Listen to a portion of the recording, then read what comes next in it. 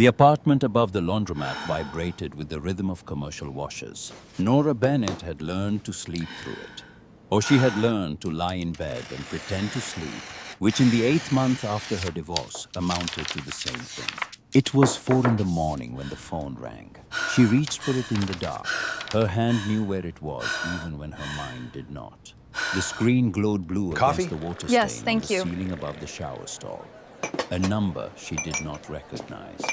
An Ohio area code she did. Miss Bennett. The voice on the other end was gentle in a way that voices only become when they have made this kind of call many times before. This is Delia. I'm a nurse at the VA hospital. I'm calling about your father. Nora sat up.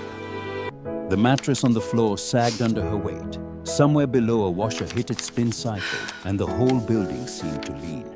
He passed in his sleep during the night. No distress, no pain. He just went quietly. Nora thanked her. She did not know why she thanked her. She hung up and sat on the edge of the mattress and stared at the water stain and waited to feel something. Nothing came. Thank you Or for this rather, something opportunity. came and it We did not won't have let a you name. down. I know you It won't. sat behind her ribs like a stone dropped into a well too deep to hear it land. Her father was gone. Walter Bennett, 71 years old, groundskeeper for the county parks department for 32 years, retired to a one-bedroom apartment with a truck older than his daughter and a pension that barely covered the rent. A man who ate canned soup 3 nights a week and never complained about anything. A man who had stood behind her at the kitchen window when she was 11 years old and watched her mother's car pull out of the driveway, one hand on her small shoulder, saying nothing. Nothing then, nothing later, nothing ever. He had died the way he had lived, quietly, without anything to show for 71 years on earth. Or so everyone thought. Nora made coffee in the dark. She sat at the kitchenette counter with the mug warming her palms and watched the sky over Millbrook, Ohio, go from black to gray to a bruised kind of blue. On the refrigerator, held up by a magnet from a pizza place that had closed 2 years ago, was a list she had written on the back of a Maples Diner menu. 2 columns, written in black marker in her own careful hand. One column said, "Pay now." The other said, "Pay when you can." The second column was always longer. It had been longer since the divorce was finalized 8 months ago, since Derek's lawyer had taken the house on Cedar Lane and the Honda and every dollar in the savings account, and left her with a 9-year-old daughter, a mattress on the floor, and a custody arrangement that gave her Emma only on weekends. Saturday morning pickup, Sunday evening drop-off, 48 hours where she could pretend her life still had a shape to it. She worked mornings at Maples on Route 9. She poured coffee and refilled ketchup bottles and bussed tables, and on a good day walked out with $40 in tips. On a bad day, it was closer to 20. Nights she drove 20 minutes east to a fulfillment center, where she packed boxes until 2 in the morning, drove home, set her alarm for 6, and did it again. She had not told anyone at work about the divorce. There was nothing to say that would change the numbers on the refrigerator. Now she added something new to the list, in her head, not on the menu. Bury my father. The funeral was Thursday. 5 people came. Nora and Emma sat in the front row of the small chapel at the VA. Emma held her mother's hand and wore her one nice dress, the navy one with the white collar that Derek's mother had bought her for Easter. Behind them in the second row sat 3 strangers. The first was an old woman with kind eyes and a casserole dish covered in foil. She introduced herself as Mrs. Rivera. She had lived next door to Walter for 6 years, and she had come because Walter had once fixed her garbage disposal on a Saturday morning without being asked and had refused to take payment for it. "He just knocked on my door with a wrench," Mrs. Rivera said. "He said he'd noticed it was making a noise through the wall." The second was the pastor of a small church Walter had attended a few times a year. He had not known Walter well. He would speak for 20 minutes and call Walter a man of few words, a man who served his country and then served his community without fanfare. It would be, Nora thought, the kindest possible summary of her father's life. It would also be the shortest. The third was a man in his 70s wearing a VFW cap and a jacket with patches on the shoulders. He introduced himself as Frank and shook Nora's hand with a grip that had once been strong and was now careful. Your dad was a member of our post for a long time, Frank said. Quiet fellow, always the first one to show up when we needed help setting up chairs for an event. Never stayed for the event itself, just set up the chairs and went home. Nora nodded. She did not know what to say. He was in country in 71 and 72, Frank added. He said it the way old soldiers say it. Not the country, in country, as if there were only one. He never talked about it, that was his way, but he was there. Nora looked at Frank. She had not known this. Her father had served in Vietnam. He had never told her, not once. In 38 years of being his daughter, she had never asked and he had never offered. And now the man was in a wooden box at the front of the chapel, and she was learning things about him from strangers. The service lasted 20 minutes. Afterward, Mrs. Rivera pressed the casserole dish into Nora's hands and said again that Walter had been a good man, and then she left. The pastor shook Emma's hand solemnly and left. Frank tipped his cap and left. Nora and Emma stood in the parking lot of the VA in the March cold, and Nora held the casserole and did not know what to do next. Mama, Emma said. Where do we go now? Home, Nora said. We go home. 3 days after the funeral, Nora drove back to the VA to collect Walter's belongings. Delia met her at the desk on the 3rd floor. She had kind eyes, just as her voice on the phone had suggested. She handed Nora a cardboard box that was smaller and lighter than Nora had expected. He was well liked on the ward, Delia said. He fixed the cabinet in the break room. Nobody asked him to. He just showed up one morning with a screwdriver and had it done by lunch. Nora looked at the box in her arms. That sounds like him. He talked about you, Delia said. Nora looked up. He did. Delia smiled. It was a small smile, careful, the kind that professionals in hospitals learn to give to daughters who have just lost their fathers. He kept a picture of you and your daughter on his nightstand. He told me once that you were stronger than you knew. He was proud of you. Nora did not know what to say to that. She thanked Delia and carried the box to the car and sat behind the wheel for a long time before starting the engine. Stronger than you knew. She thought about the 2-column list on her refrigerator, and she did not feel strong. That night, after her shift at the fulfillment center, she sat on the floor of the apartment with the cardboard box between her knees. It was 2 in the morning. The laundromat below was finally silent. Emma was at Derek's until Saturday. The apartment was so quiet Nora could hear the refrigerator hum. She opened the box. Her father's reading glasses came out first. Wire frames. One arm held on with a strip of black electrical tape. She set them on the carpet beside her. Then a flannel shirt, green and brown plaid, soft from years of washing. She held it to her face and breathed in, and there it was, that faint sweet smell she had always associated with him and never been able to name. Grass and soap and something else. Something older. She folded the shirt and set it on the counter. A pocket watch. Brass gone gold with age. The crystal cracked. The hands stopped at 4:17. On the back, the letters WJB engraved into the metal. Walter James Bennett. Below the initials, 3 more letters. USMC. She had not known that either. She set the watch beside the glasses. Then the Bible. It was old brown leather, cracked along the spine, held together with a rubber band that had gone brittle. She slipped the rubber band off, and it broke in her fingers. The leather was warm from being in the box, warm from something. She opened it. The pages were tissue thin. Some were dog-eared. Some were marked with pencil in her father's small, careful print. He had underlined passages here and there. In the margins beside Ecclesiastes, he had written the word time and underlined it twice. Beside a passage in Proverbs, he had written Emma with a small heart next to it. Nora ran her thumb along the spine of the Bible. She stopped. Something was wrong.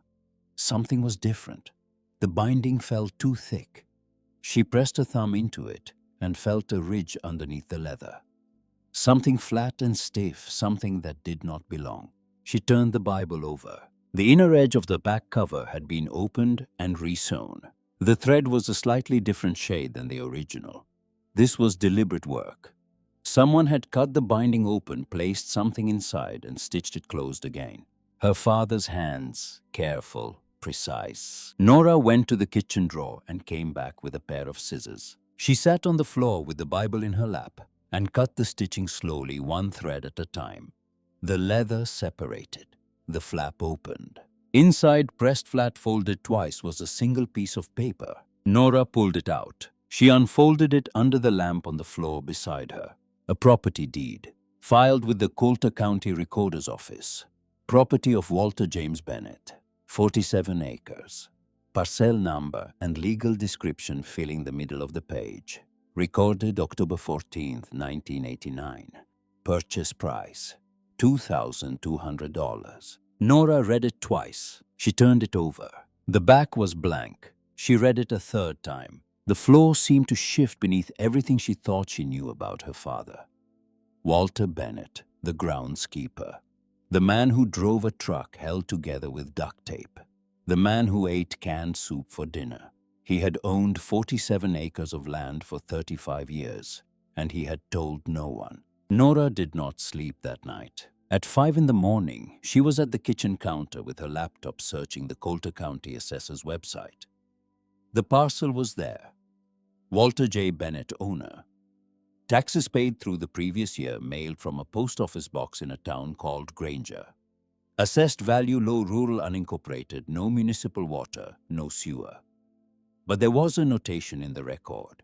Improvements on parcel. She called the assessor's office when it opened at 8. That parcel's active, the woman on the phone said.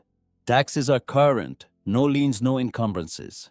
Can you tell me if there are structures on it? The assessment shows improvements. I don't have details on what kind. You'd have to go see it yourself. Nora thanked her and hung up. She sat with her coffee going cold. Emma was at Derek's until Saturday. She had a diner shift in 40 minutes and a fulfillment shift tonight. She went to work. She poured coffee and ran plates and smiled at truckers and folded the deed into her apron pocket, where she could feel its edge against her hip all morning. That night at the fulfillment center, she packed boxes and thought about 47 acres. Thursday, she called in sick to the fulfillment center for the first time in 8 months. She did not feel guilty. She felt awake. Saturday morning, she picked Emma up at Derek's at 9. Emma was on the porch with her library book, a thick one about a girl detective. She climbed into the back seat and buckled her belt without being told. Where are we going? She asked. South, Nora said. I need to see something your grandpa left. Emma looked up from her book. Like a present. Nora glanced at her in the rearview mirror. I don't know yet. They drove south on the highway for an hour and a half. The strip malls disappeared. The gas stations thinned out. The land opened into fields and fences and old barns set far back from the road. Emma had her face against the window. It's pretty out here, she said. It is. Did Grandpa live out here? I don't think so, but he owned some land. I just found out about it. Emma considered this in the way that only a 9-year-old can consider something. Why didn't he tell anyone? Nora glanced at her again. That is a very good question. The GPS took them off the highway onto a 2-lane state road and then onto a county road that had not been repaved in years. The pavement cracked and narrowed. Trees pressed close on both sides. Half a mile in, Nora saw it. A gap in the fence line on the right. A metal gate, rusted but standing, held closed by a simple latch. No padlock, no mailbox, no name. She pulled onto the shoulder and turned off the engine. Is this it? Emma asked. I think so. They sat there for a moment. Nora looked at the gate and the trees beyond it and the dirt track disappearing into the shade. Okay, she said. She got out and pushed the gate open and drove through. The track curved between old oaks. The canopy was dense enough to dim the midday sun to a green quiet. Gravel popped under the tires. A quarter-mile in the trees opened. Nora stopped the car. She sat with both hands on the wheel and did not move. A house stood in a clearing. Small, single-story, wood-sided, a covered porch across the front. The roof was metal gone green in patches. To the right sat a larger structure, a workshop or barn with wide double doors. Behind both, stretching back toward low hills, rows of trees stood in careful straight lines. Dozens and dozens of them, spaced evenly, planted with purpose. Closer to the house, a garden with raised beds framed in wood. Overgrown but clearly planned. Trellises. The remains of a chicken coop. 3 beehives on a low platform at the edge of the orchard. Everything was still. No other house in sight. No traffic. Just the wind in the trees and the ticking of the car as the engine cooled. Nora opened her door. The air smelled like grass and turned soil and something sweet. Apple blossoms. Emma stood beside her library book forgotten in the car. Her eyes moved from the house to the orchard to the workshop and back again. Mama, she whispered. Did Grandpa build all this? I don't know, Nora said. But she thought of Walter's hands, the calluses she remembered from childhood, the way he could fix anything, the workshop cabinet at the VA, the garbage disposal, the chairs he set up and never stayed to see used. She was starting to think she did know. Something moved at the tree line. A dog stepped out from between the first row of apple trees. Medium-sized, black and white. Border collie markings, alert ears, steady eyes. He stood about 40 feet away and watched them without making a sound. His head was tilted slightly to one side. Look, Emma said. A dog. I see him. Stay close to me. They walked toward the house. The porch steps were solid under Nora's weight. No creak, no give. The railing was smooth, sanded by hand, sealed with something that still held after all these years. She ran her fingers along the top rail and felt the care in it. This was not hasty work. This was someone who measured twice and sanded 3 times. The front door was unlocked. She turned the knob and pushed. Inside, the air was cool and still. A thin coat of dust covered every surface, but the dust sat on order. The main room had a wood stove against one wall, an armchair. Floor-to-ceiling shelves built into the walls. The shelves were empty, waiting. The kitchen was small. Cast-iron sink, 2-burner propane stove. A counter made from a single wide plank of wood, sanded and sealed until it shone even under the dust. Through a doorway on the left, a bedroom. A bed frame made from the same wood as the shelves. A mattress still in its factory plastic. A nightstand with a single drawer. The window faced east toward the orchard. Everything in the house was handmade. Nora could see it in the joints, in the slight imperfections at the corners where hand tools had done the work of machines. This was not a contractor's build. This was one person with saws and planes and sandpaper over years. Maybe 700 square feet total. A place for one, or for 2 people who did not need much. A place built slowly, piece by someone who cared more about getting it right than getting it done. Then she saw the table in the kitchen, square, made from the same wood as the counter.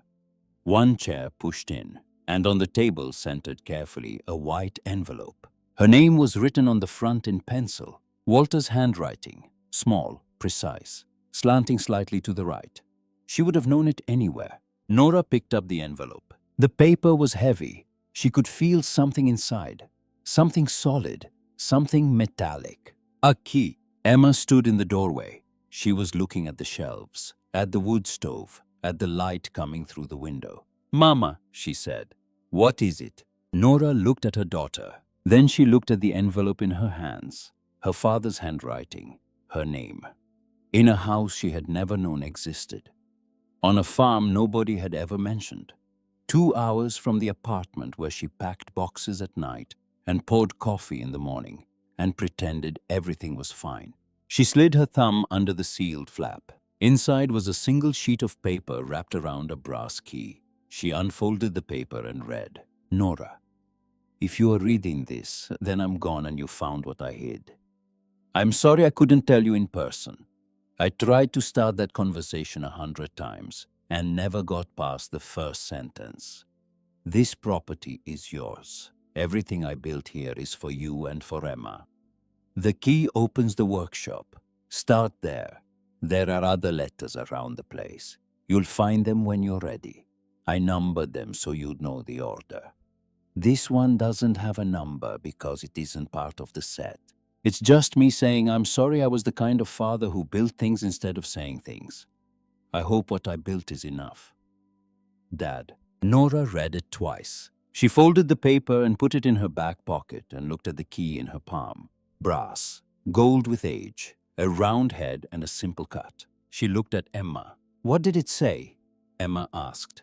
It said the key opens the workshop. Can we go see? Yeah, Nora said. Let's go see.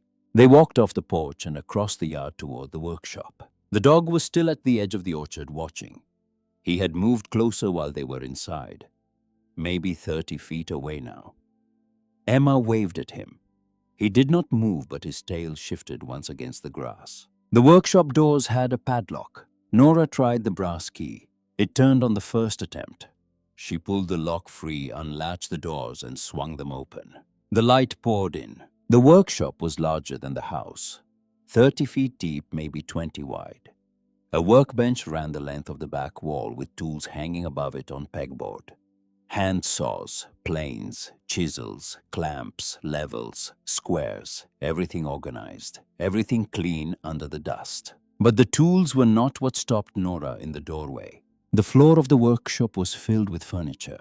Tables, chairs, a bookshelf tall and wide with adjustable shelves, a rocking chair small child-sized, a nightstand, a dresser with 6 drawers, a long dining table with clean lines and tapered legs, 2 benches to match. Every piece was finished, sanded smooth, stained, sealed, and every piece had a strip of masking tape on it with Walter's handwriting. Nora walked in slowly. She touched the dining table.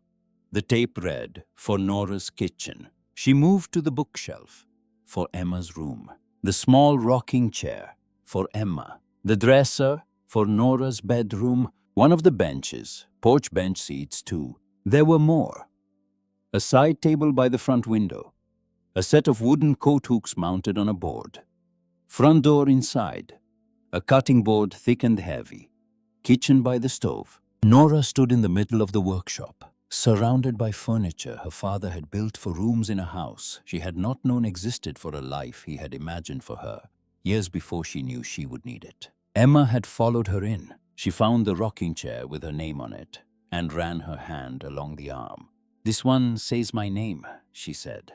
"I know. Grandpa made this." "He did." Emma sat down in it. The chair rocked smoothly. She looked up at Nora and her expression was half wonder and half something else, something careful. "He must have been working on all of this for a really long time," she said. Nora could not answer that. She just nodded and kept her hand on the dining table and breathed. Outside, gravel crunched. An engine. Nora stepped to the workshop door and saw an old blue pickup pulling up the dirt track.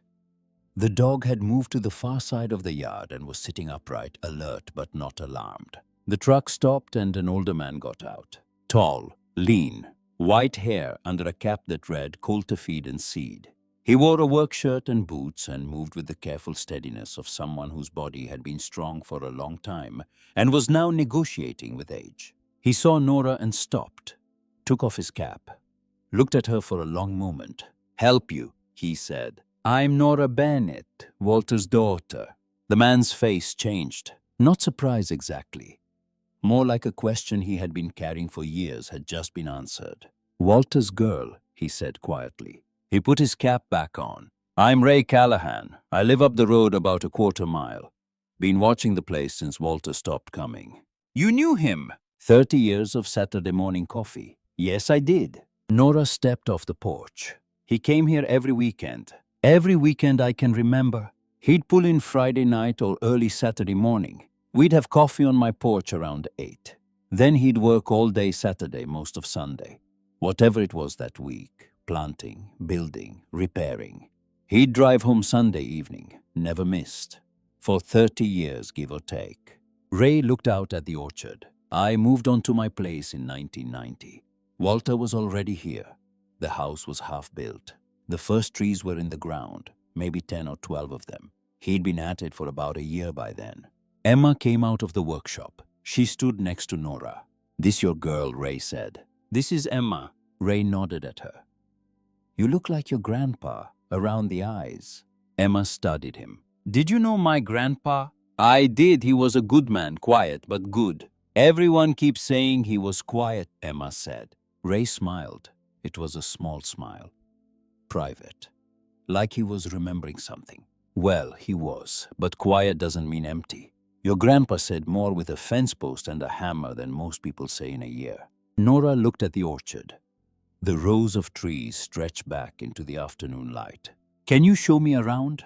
I'd be glad to. They walked the property together. Ray knew it well. He had watched Walter build it piece by piece across 3 decades. He narrated the tour the way you narrate the history of a place that matters to you. The orchard first, 84 trees. Ray pointed out the varieties. Wine saps along the south row, Arkansas blacks on the west side, Newtown pippins in the center. A few that Walter had grafted himself, combining rootstock from one variety with fruiting wood from another. He learned grafting from a book, Ray said. Checked it out from the library, practiced on scrap wood first. The first few grafts didn't take, but he kept at it. He never mentioned any of this to me, Nora said. Ray did not answer right away. He looked at the trees. Walter didn't mention much of anything to anyone. That was his way. I learned early on not to ask him personal questions. He'd answer if he wanted to. Mostly he didn't. They stood there for a moment in the shade of the oldest wine sap. Ray looked up at the branches thick as fence posts. I'll tell you something, he said. The day Walter first came to see this property, I remember it. 1989, fall. I was out fixing my fence line about a mile up the road, and I saw a truck pull off. A young man got out, maybe 36 years old, flannel shirt, work boots. He walked through the gate and up the track, and he stood right about where your car is parked now. Nora turned and looked. He didn't move, Ray said. 10 minutes he stood there. Didn't walk around, didn't poke at anything. Just stood still and looked at the trees, the hills, the field, like he was listening to something nobody else could hear. What did he say? He said 2 words. He said, "This is it." Then he got back in his truck and left. Next weekend, he was back with a shovel and a bag of seedlings.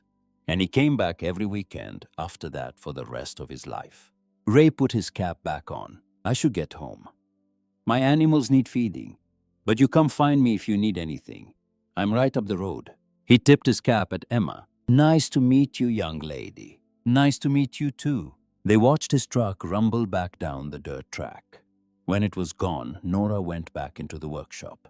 The dog had moved again, closer now, sitting about 20 feet from the open doors. He watched Nora go inside but did not follow. She ran her hands along the workbench, pulled open drawers. One had a collection of hardware, nails and screws sorted into coffee cans. Another had sandpaper of different grades stacked neatly. The third drawer she opened had something different. An envelope, small, white, the number 2 written on the front in Walter's handwriting. Nora picked it up. She sat down on the workshop floor with her back against the workbench. Outside, Emma was in the yard, crouching down, holding her hand out, palm up toward the dog, talking to him in a low voice. The dog was sitting very still, considering. Nora opened the envelope. Nora, if you found this one, you've been going through the drawers. Which means you're curious. Which means you're starting to understand what this place is. Good. This drawer has the important stuff. The wood planes need oil twice a year. Use the linseed oil in the can under the bench, not the tung oil. Tung is for finishing. The chisels are sharp. Don't use them without the gloves in the top drawer. The handsaw on the right side of the board is the good one. The other one pulls left. I keep meaning to fix it. Probably won't. Now, the part I really wanted to say. You were the strongest person I knew. Even when you were 11 years old and refused to cry when your mother left. You stood at that window and you didn't make a sound. I wanted to tell you it was okay to cry. I tried. The words wouldn't come out. They never did. The important ones.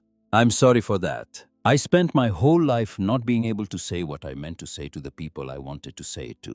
So I built things instead. I hope you'll understand someday that they were all the same thing. The words, the wood, they were all the same thing. Dad, Nora sat on the workshop floor and read the letter twice. Outside, the wind moved through the orchard. A cluster of leaves lifted from the ground and skittered across the yard. Emma laughed at something the dog did. Nora folded the letter. She put it in her back pocket with the first one.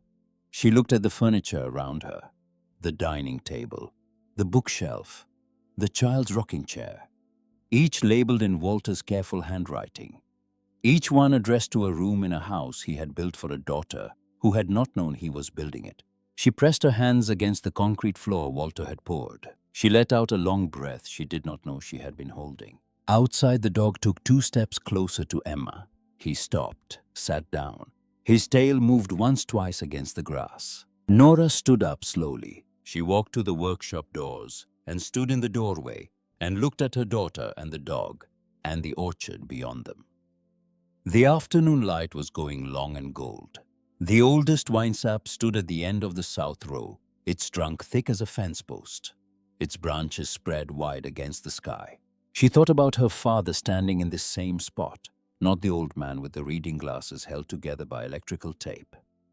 The young man, 36 years old, in 1989, standing on a piece of dirt he had just bought with money he had saved from the Marines, looking at nothing, seeing everything. This is it. 2 words. And then 30 years of Saturdays. Nora put her hand against the door frame of the workshop. Somewhere in this place, she knew there were more letters. Walter had said so. He had numbered them so she would know the order. She had found the first. She had found number 2. There were more. She did not know how many. She did not know where. But she was going to find them. Every single one. She was going to walk every inch of this land her father had built for her, and she was going to find every word he had left behind. She stepped out of the workshop and into the light. Emma looked up. The dog looked up. "Mama," Emma said, "I think he wants to come with us." Nora looked at the dog. He was sitting straight ears forward watching her. "Then let's go home," she said. She did not mean the apartment. She meant Ohio. She meant the highway. She meant the 2-hour drive north to a life she was already beginning to understand she was going to leave. She meant it as a promise to Emma, to the dog, to the man who had stood in this field in 1989 and said 2 words and then spent the rest of his life keeping them. "We will be back." They came back the next Saturday, and the Saturday after that. By the 4th weekend, the drive south had become something Nora looked forward to. The way a person looks forward to a shore they can see from a long way off. The strip malls thinned, the gas stations disappeared, the land opened. Emma stopped asking how much longer and started watching for landmarks. The red barn with the collapsed silo, the bend in the road where the creek ran close, the mailbox shaped like a fish that meant they were 5 minutes from the gate. The dog was always waiting. By the 5th weekend, Emma had named him. She had been thinking about it all week. She said it out loud on the porch after lunch on a Saturday in April, sitting cross-legged with her library book open in her lap, looking at the dog where he lay in the shade about 10 feet away. "I want to call him Scout." Nora was sanding the arm of a chair. "Scout. Like he's scouting the farm, making sure everything's okay. That's what he does. He checks on things. He does." "Scout?" Emma said again, this time to the dog directly. He raised his head. His tail moved once against the porch boards. "I think he likes it," Emma said. After that, he was Scout. And after that, he came closer.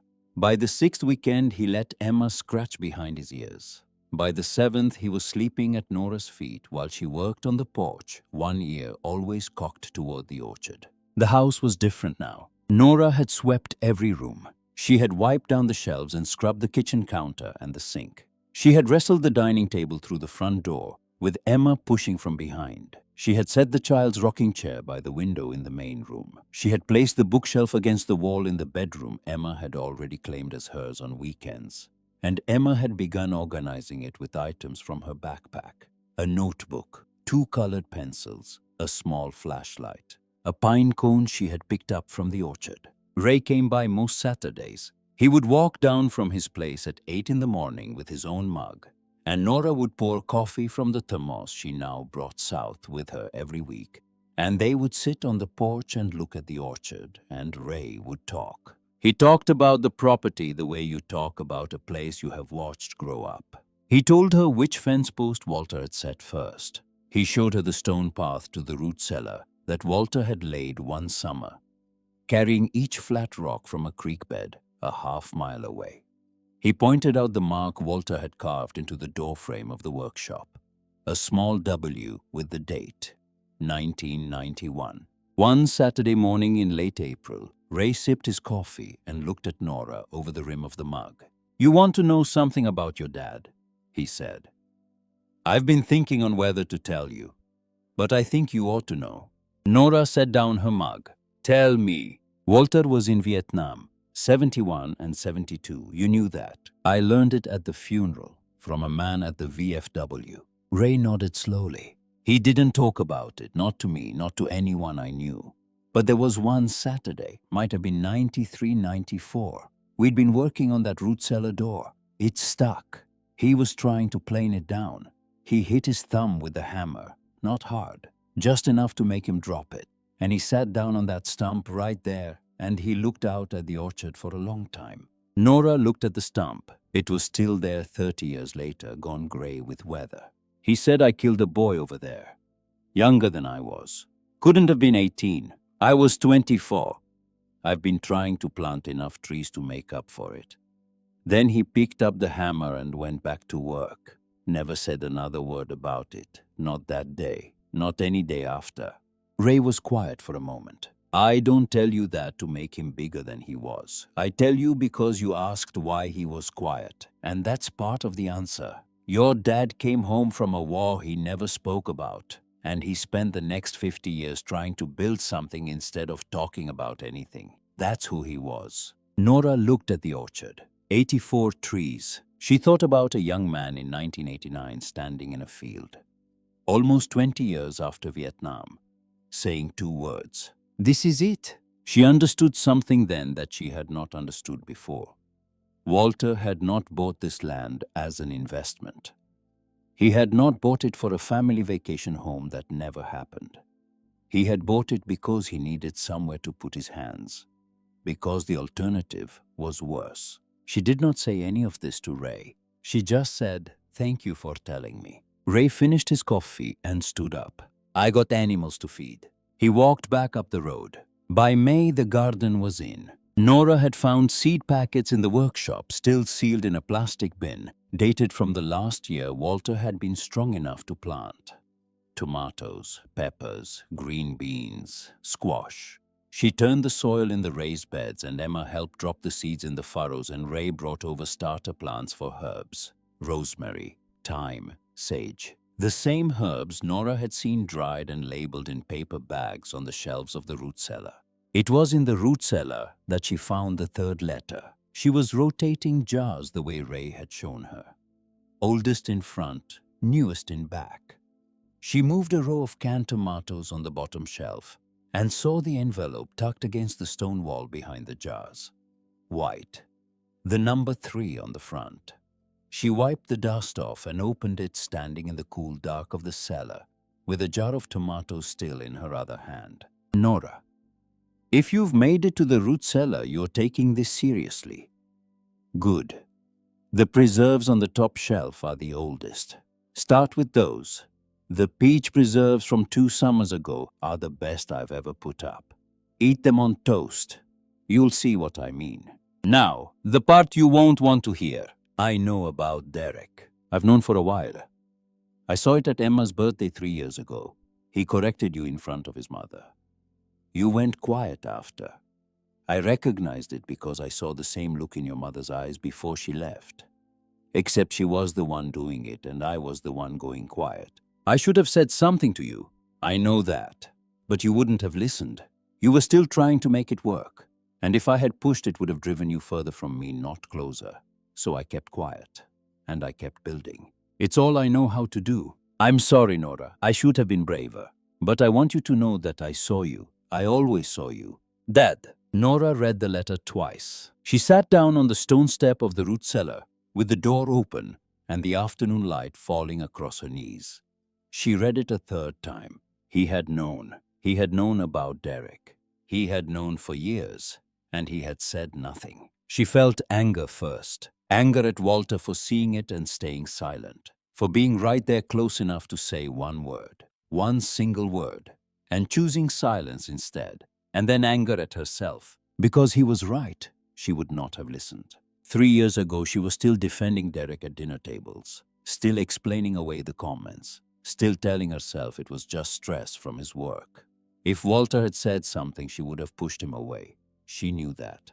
And then something else moved through her. Not anger, something lower and slower and harder to name. The weight of knowing that the quietest person in her life had been paying the most attention. She folded the letter. She put it in her pocket with the others. She climbed out of the root cellar and walked to the porch and sat down. Emma was at the edge of the orchard with Scout. He was close now, maybe 5 feet away. Emma was sitting cross-legged in the grass, not reaching for him, just sitting. Scout was lying down. Nora watched them and thought about Walter watching her at Emma's birthday party 3 years ago. Seeing everything, saying nothing. Driving back to this farm the next weekend and picking up a hammer and going to work. That evening on the drive back to Millbrook, Emma fell asleep in the back seat. Nora drove in silence. She thought about the letter. She thought about 3 years ago. She thought about the birthday party. She remembered it now sharply. Emma had been 6. Derek's mother had asked Nora about the caterer. Nora had answered. Derek had said, "No, Nora, it was actually Marcos, remember?" And she had gone quiet the way she always did, just for a second. And then she had smiled and agreed, and refilled someone's wine glass. Walter had been in the kitchen, standing near the sink, holding a beer he was not drinking. She had thought he was being awkward, not sure what to do with himself at a party. He had been watching her. 2 weeks later, Derek noticed the change in her. It was at the custody exchange on a Sunday evening. Nora dropped Emma off and stood in the driveway, and Derek came out to the porch and looked at her the way he always did. Assessing, calculating, deciding what version of himself to use for this interaction. But something did not match his read. "You seem good," he said. It was not a compliment. It was an inventory. "I'm good. Emma says you've been going somewhere on Saturdays. A farm." Nora kept her face still. "My father left some property. I've been taking care of it." "Walter left property." Derek's voice was flat. "I didn't know Walter had property." "Neither did I." Derek leaned against the door frame. He had a way of leaning that made it look casual, but wasn't. She had seen it 1,000 times over 11 years of marriage. It was the posture he used before he pushed. Small pressure first to see if she would give. "Where is it?" "South." "South where?" "It doesn't concern the custody arrangement, Derek." Something flickered in his eyes. He was not used to Nora drawing lines. For 11 years she had not. She had given ground every time he pressed. Small concessions that added up to a life where he stood at the center and she stood at the edges. "If it's property," he said, "it concerns the settlement. My father bought it in 1989. It was never part of our marriage and it's not part of our settlement." Derek looked at her for a long moment. Then he smiled. It was a professional smile, the one he used with clients when he was about to explain why the other offer was actually better for them. "We should probably talk about this." "There's nothing to talk about." She got in her car and drove home. Her hands were shaking on the wheel, not from fear, from something else, from the effort of holding a line she had never held before. That night in the apartment above the laundromat, Emma sat at the kitchenette counter eating cereal for dinner. Nora sat across from her. "Emma," she said, "can I ask you something?" "Yeah." "Has Grandma Hollis ever asked you about the farm?" Emma looked up. She was 9 years old, and she understood questions the way children who have grown up around adults who use words as weapons understand them. Carefully. "She asks me about it a lot." Nora set down her mug. "What does she ask?" "Where it is, what it looks like. If there's a house, if Grandpa left you money, if there's stuff in the workshop." "What do you tell her?" Emma thought about it. She stirred her cereal. I tell her I don't remember exactly where it is. I tell her it's just some woods. I don't tell her about Grandpa's letters or Scout or the apple trees. I don't tell her about the furniture with our names on it. Nora felt something tighten in her chest. Why don't you tell her those things? Emma looked at her mother steadily. Because Dad would want to know. And I don't want him to know. Nora sat with that. Her 9-year-old daughter had been protecting the farm from Derek, on her own, without being asked. Emma, I'm sorry you had to do that. It's okay. Grandpa would want me to. Nora put her hand on Emma's hand. You're right, he would. The next Saturday, Derek's silver sedan came up the dirt track through the oaks. Nora had been painting the shutters. She was on a ladder with a brush in her hand. Ray was on the porch with a jar of honey he had brought over. Emma was in the orchard with Scout. The dog stood up when the car came into view and moved to the far side of the yard and sat down, alert, not alarmed. Derek got out of the car and stood in the yard. He did not look at Nora first. He looked at the house, the workshop, the orchard. He put his hands in his pockets and turned slowly, taking it in the way he took in every house he had ever assessed. Square footage, lot size, condition, comps. This is what Walter left. This is what Walter built. Derek walked towards the house. He stepped onto the porch. He looked at the railing, the boards, the front door. He ran his hand along the porch post the way a buyer touches a countertop to test the finish.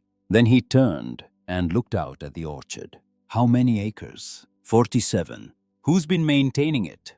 The neighbor and me. Derek nodded slowly. Nora watched him process. She knew this expression.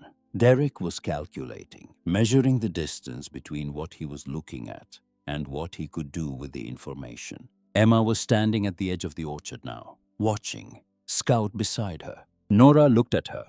Emma, honey, take Scout to the far row for a bit. Emma looked from Nora to Derek and back.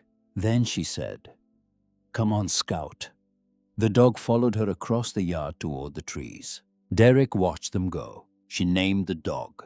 She did. Derek turned to face Nora. His voice was the one he used when he wanted to sound reasonable, patient, like a parent explaining something to a child.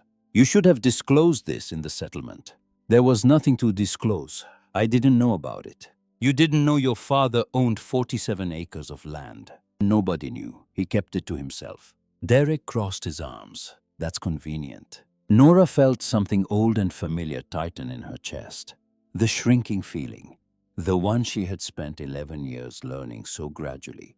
She had not known it had a name until after the divorce, when its absence made her realize it had been there all along.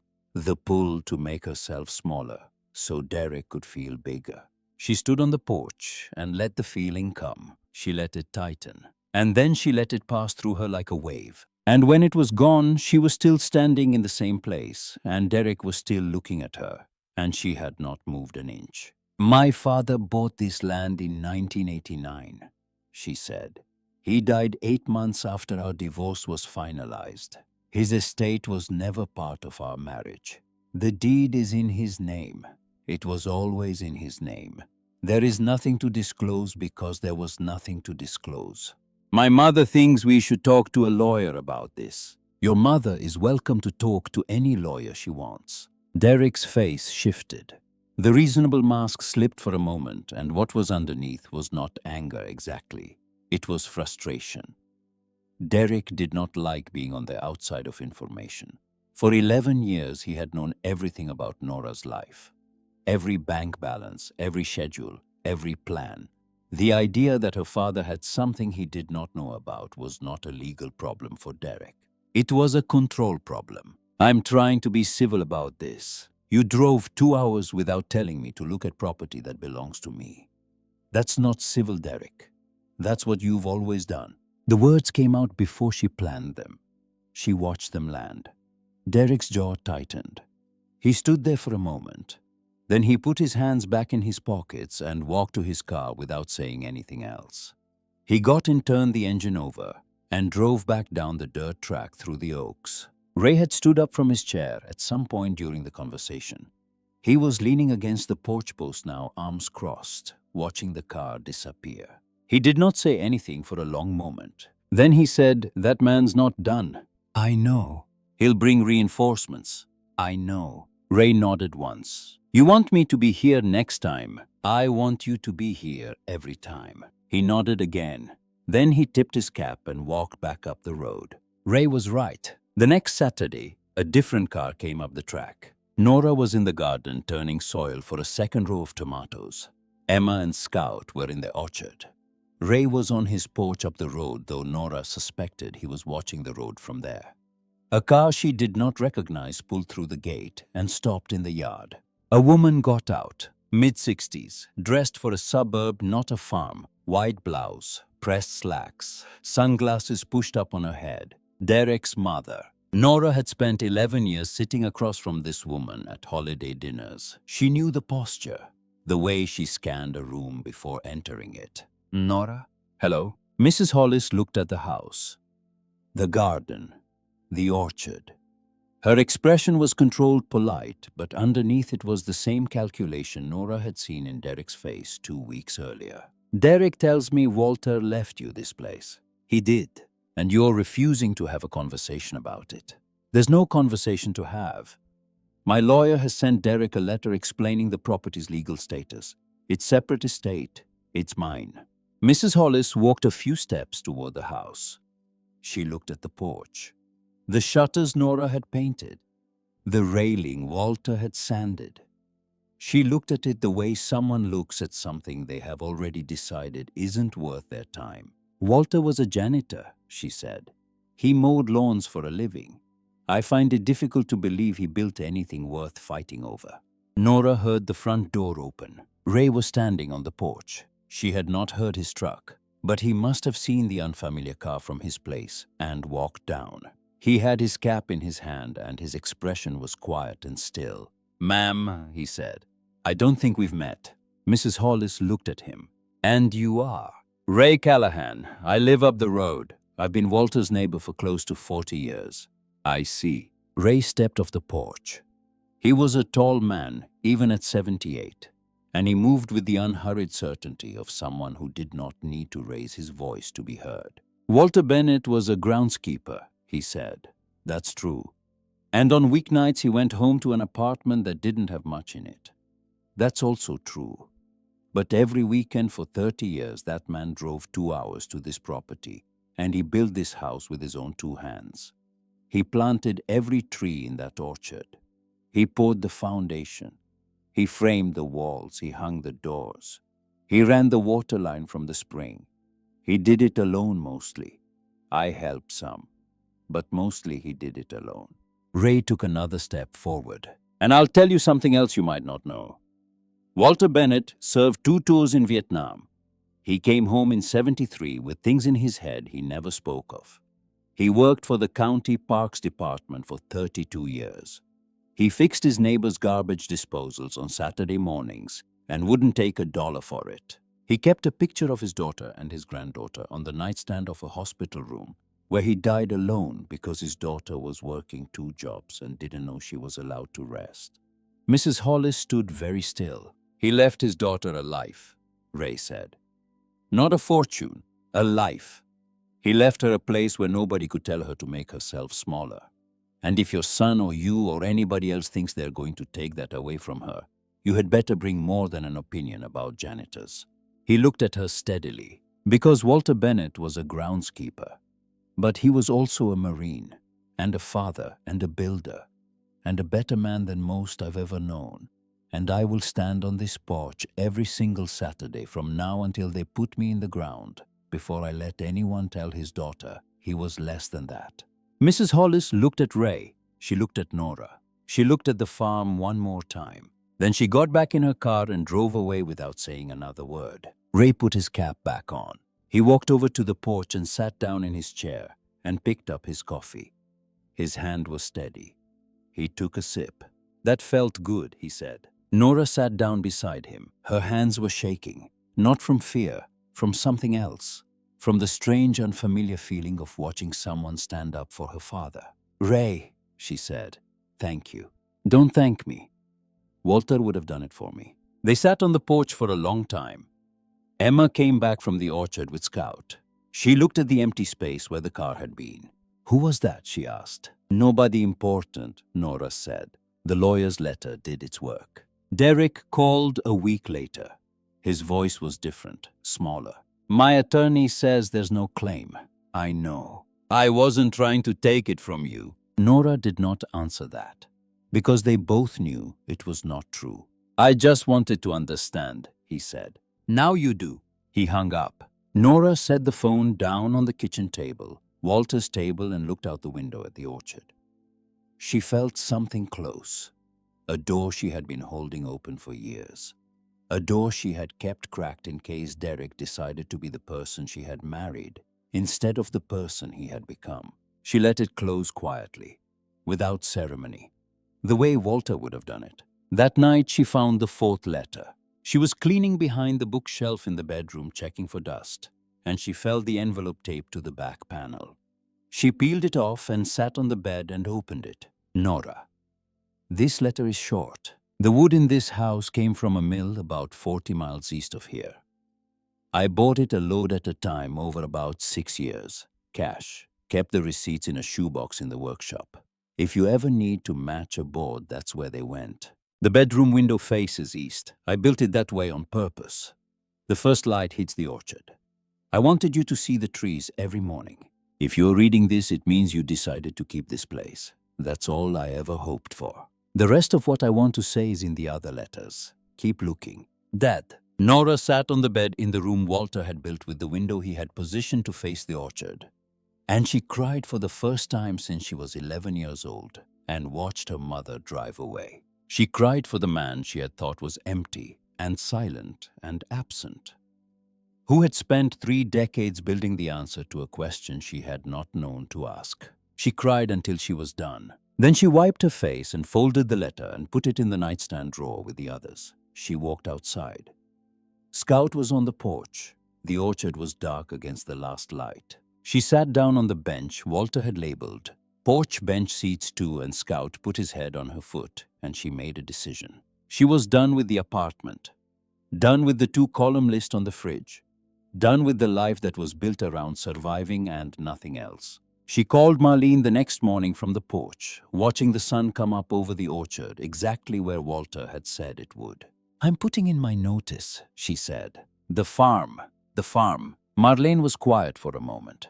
Good, she said. It's about time. The apartment took 2 hours to pack. Nora stood in the middle of it on a Saturday morning in early June and looked around and could not believe how little she actually owned. The pull-out couch was rented. The dishes were from a thrift store on Route 9. Her clothes fit in 3 trash bags. Emma's things fit in 1.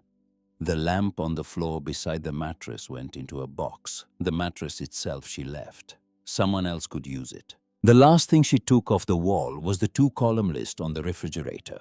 Pay now. Pay when you can. She peeled the paper off. She held it in her hands for a moment. She thought about how many mornings she had stood in front of this list. Coffee going cold in her hand, calculating which bills would be forgiven and which would not. How the list had been her map of what was possible. How looking at the numbers had been better than guessing. She folded the paper in half. She folded it again. She dropped it in the trash bag with everything else she was leaving behind. Emma was waiting by the door with her backpack. Ready? Nora asked. Ready. Derek had agreed to adjust the custody schedule without much argument. Nora would have Emma Thursday through Sunday. Derek would have her Monday through Wednesday. It was not perfect. But Emma would ride a school bus that stopped at the end of Ray Callahan's driveway and walk the 1/4 mile down the road to the farm every afternoon. She would sleep in the room Walter had built her.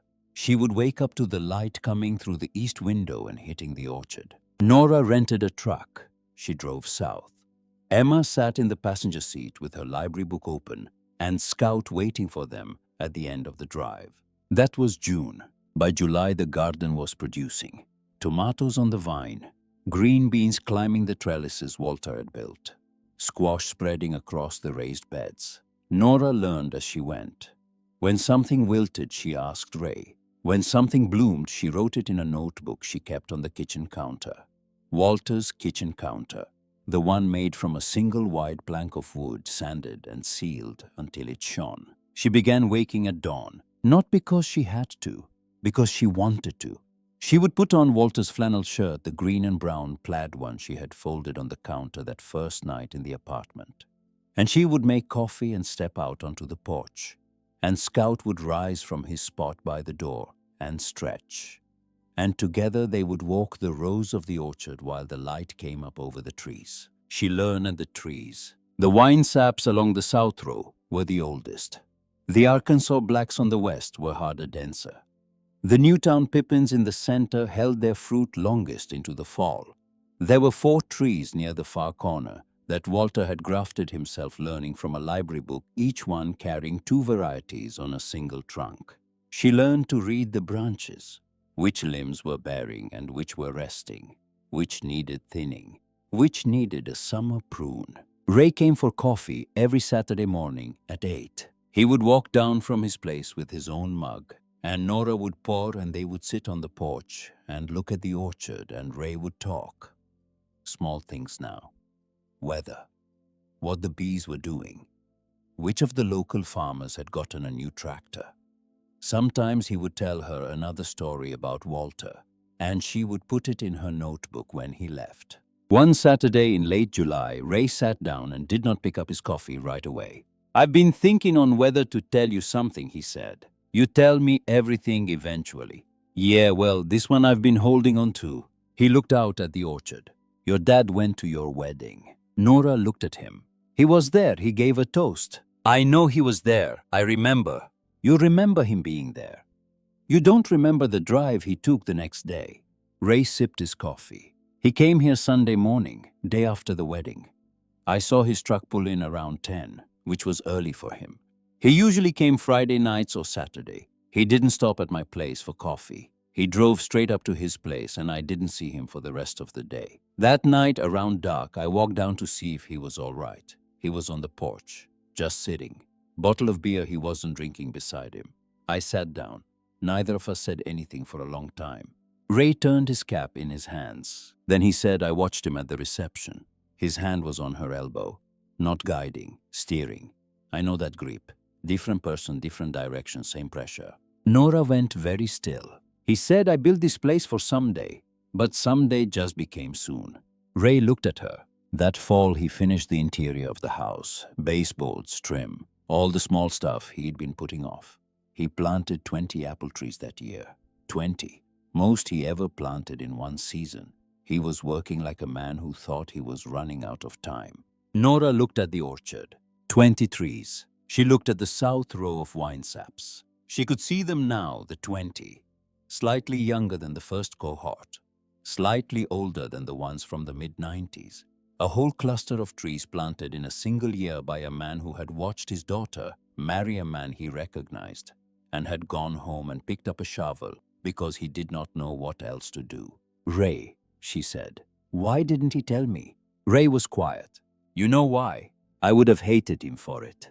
You would have, and he knew that. So he built you a place to come to when you were ready to know. She sat with that. The bees moved slowly through the herb garden. Scout was asleep at her feet.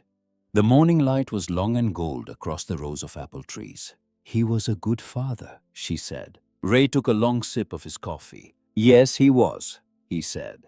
He was just quiet about it. She found the 5th letter that same week. She had pulled the bookshelf away from the wall in her bedroom to clean behind it. Not looking for anything, just cleaning. And the envelope was taped to the back panel higher up than the 4th had been, in a spot she had missed the first time. Number 5. 2 pages, front and back. She sat down on the floor of her bedroom with her back against the bed frame Walter had built, and she read it. Nora, this is the letter I've been putting off. I bought this land the year after you were born. Your mother was already unhappy, and I didn't know how to fix it. I couldn't fix her. I couldn't fix myself. And the only thing I knew was how to build. So I bought 47 acres with money I'd saved from before the service, and I drove out here every weekend, and I started. I told myself it was for the family, a place we'd go together someday. But your mother left, and it was just you and me, and I kept building anyway. I told myself it was for you, for someday. Then you married Derek. I sat in the back row at the reception. I watched him. His hand was on your elbow, not guiding, steering. I knew that grip because I'd felt it. Different person, different direction, same pressure. I went home that night and I looked at this place, and someday became soon. I finished the house that fall. I planted 20 trees. I stocked the root cellar for the first time. I tried to say something to you. I rehearsed it driving home on Sunday nights. I had whole speeches worked out.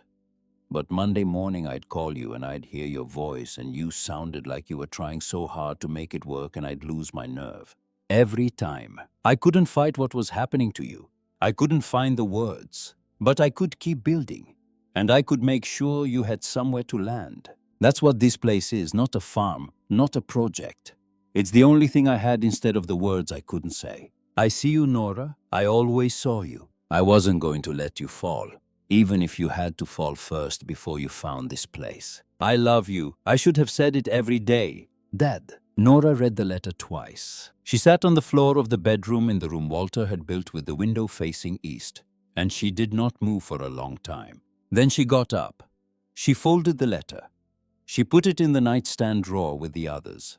She walked outside and stood on the porch and looked at the orchard and thought about a man in a rented tuxedo sitting in the back row of a church 12 years ago, watching his daughter marry a man whose hand he did not like on her elbow.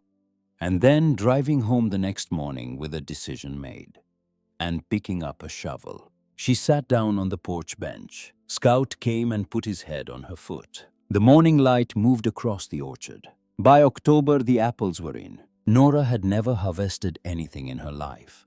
She learned that too. Ray showed her how to twist the fruit off the branch rather than pull, how to sort by variety, how to store them in the root cellar in shallow crates so the ones on the bottom did not bruise. Emma helped after school. Scout walked between the rows, sniffing at windfalls, occasionally eating one, and then looking guilty. She started selling at the farmer's market in Coulter on Saturday mornings. She set up a folding table between a woman who sold beeswax candles and a man with heirloom tomatoes. She brought jars of honey with handwritten labels. Bennett Farm. She brought paper bags of apples sorted by variety. Wine sap, Arkansas Black, Newtown Pippin. She sold out her first Saturday by noon. The second week she brought twice as much and sold out by 2. The honey went fastest. People kept coming back for it. "Your bees make good honey," the candle woman said. "My father's bees," Nora said. "I'm just the new management." The market brought people to the farm. A woman named Ellen asked if she could see the orchard. Nora said yes, and then 2 more asked. And by the end of October, Nora was giving informal tours on Saturday afternoons. People wanted to see the trees Walter had planted. They wanted to hear about the man who had built a farm in secret for 3 decades. Nora told the story simply, without embellishment. People listened and shook their heads and bought more honey. It was in the last week of October that she found the 6th letter, though she did not know it was the 6th until she read the 7th. She was checking the oldest wine sap, reaching up to test the firmness of a cluster near the top. Her hand brushed a knot in the trunk, a natural hollow about the size of a fist, and she felt something inside. Plastic. She pulled it out. A small Ziploc bag. Inside the bag, an envelope. Number 7 on the front. Nora sat down at the base of the tree. Scout lay beside her. She opened the envelope. "Nora, you found them all. That means you know every corner of this place. Good. It belongs to you now, and it knows you belong to it. I don't have instructions this time. You don't need them anymore. I want to tell you something I should have said in person. I love you, Nora. I always did. I loved you when you were a baby, and I held you, and couldn't believe something that small could be that important. I loved you when your mother left, and you stood at that window and didn't make a sound. I loved you every Sunday night when I drove home from this farm tired and sore, knowing that everything I'd built that weekend was one more piece of a place you'd never have to earn or explain or defend. I loved you, and I didn't say it enough. I didn't say it really, not the way it needed to be said. I hope the trees say it for me. They'll be here longer than words. Every fall when the apples come in, that's me telling you. Every spring when the blossoms open, that's me telling you again. This isn't my farm anymore. It's yours.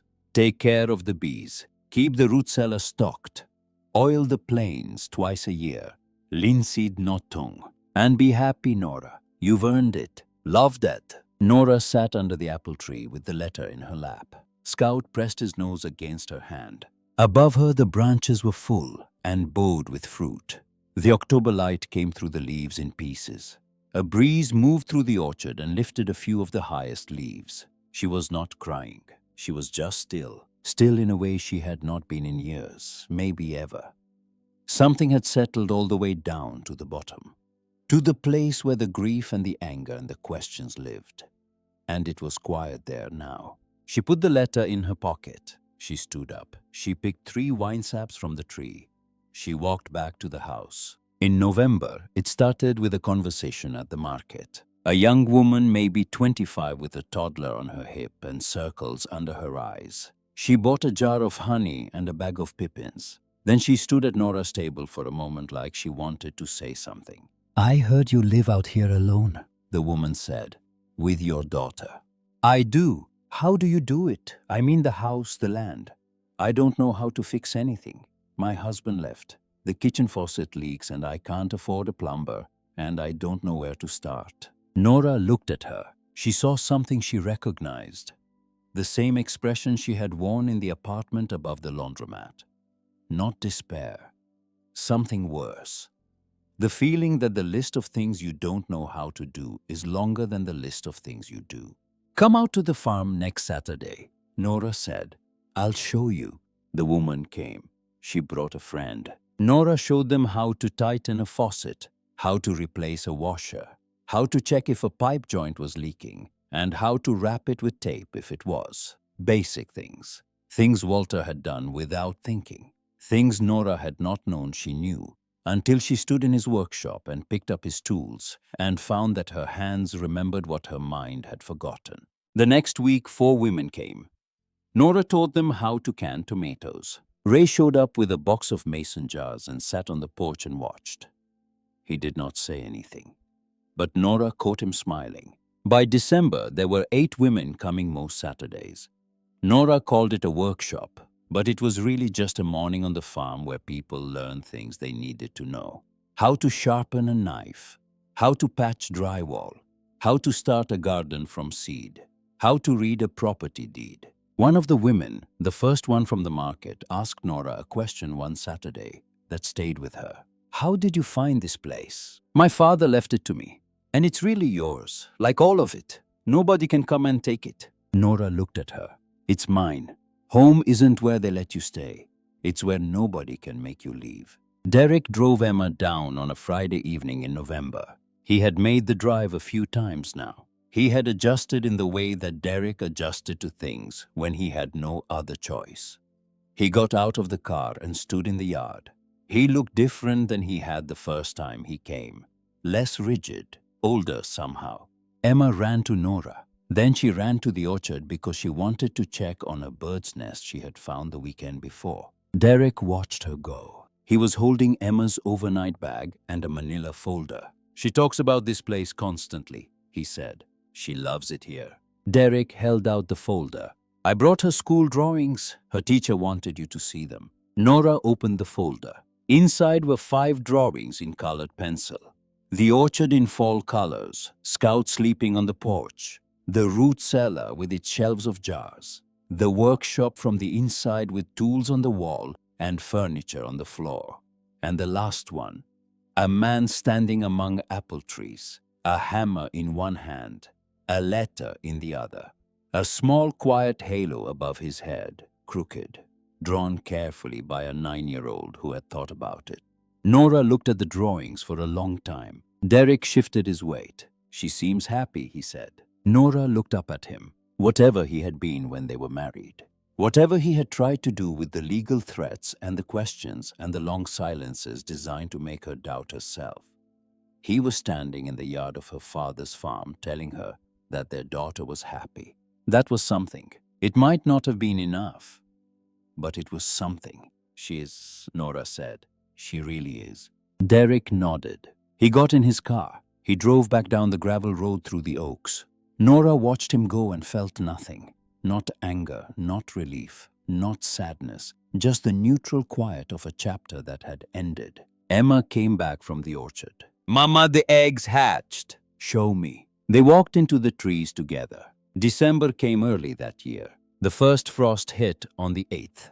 Nora walked out onto the porch in the morning, and the grass was silver, and Scout's breath was fogging in the cold. The orchard stood bare against the grey sky. The leaves gone, the branches dark and clean, like the skeleton of something patient. She wrapped herself in a blanket and sat on the bench. She had Walter's Bible in her lap. She had not opened it in months. She had kept it on the shelf in the main room, on the shelf Walter had built next to a framed photograph of him that Delia had mailed after Nora sent a thank you card. A picture of Walter on the ward at the VA, sitting up in bed, reading, not looking at the camera, not knowing it was there. She opened the Bible now, to the place where the deed had been hidden, the torn binding, the cut thread, the gap in the leather where a folded piece of paper had waited for her all those years. She ran her fingers over the rough edge where she had cut the stitching that night on the floor of the apartment, with the laundromat quiet below, and the world feeling very small. The world did not feel small anymore. She closed the Bible and set it on the railing beside her coffee. Scout shifted, pressing his weight against her ankle. From the orchard, the only sound was the wind moving through the bare branches. Steady, low. She sat and listened. She thought about her father, not the version of him she had grown up frustrated with, the one who had not fought for her mother, the one who had not asked hard questions about Derek when asking them might have mattered, the one who had existed quietly for 71 years and then stopped. She thought about the other version, the one she had spent 9 months learning. A young man sent to a war he never spoke about. A young man back home with things in his head he could not name. A young man in 1988 standing in a delivery room holding a baby he could not believe was that important. A young man in 1989 standing in a field saying 2 words. This is it. A middle-aged man in 1993 sitting on a stump in the orchard, telling his neighbor about a boy he had killed and then picking up a hammer. A father in 2012 sitting in the back row of a wedding, watching his daughter marry a man whose hand he did not like on her elbow and driving home the next morning to build faster.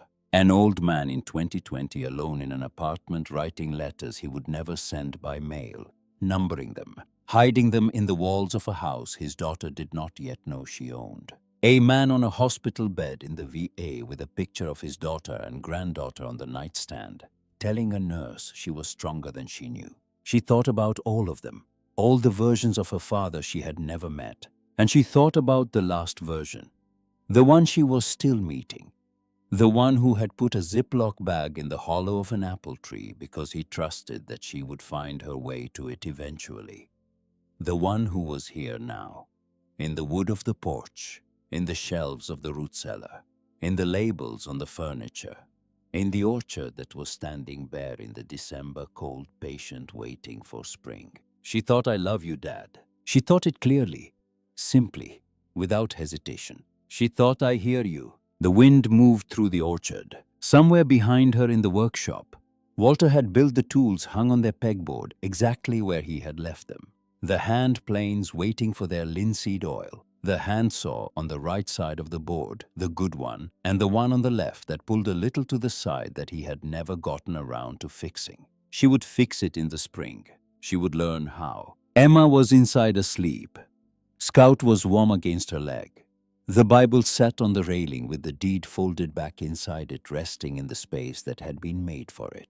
Nora sat on the porch a long time. She was not counting anything anymore. Not the tips at the diner, not the boxes at the fulfillment center, not the columns on the refrigerator. She was counting the trees, 84 of them, planted 3 or 4 a year across 3 decades by a man who had not known how to say what he meant. Every fall when the apples come in, that's me telling you. Every spring when the blossoms open, that's me telling you again. She pulled the blanket tighter around her shoulders. The sun was coming up over the orchard now, the first light of the day, hitting the trees exactly where Walter had known it would. She sat and watched it, and she thought, home is not where they let you stay. Home is where nobody can make you leave. And this was home. Her father had built it for her, piece by piece, board by board, tree by tree, for 30 years, in the only language he had known how to speak. And she had finally learned how to listen.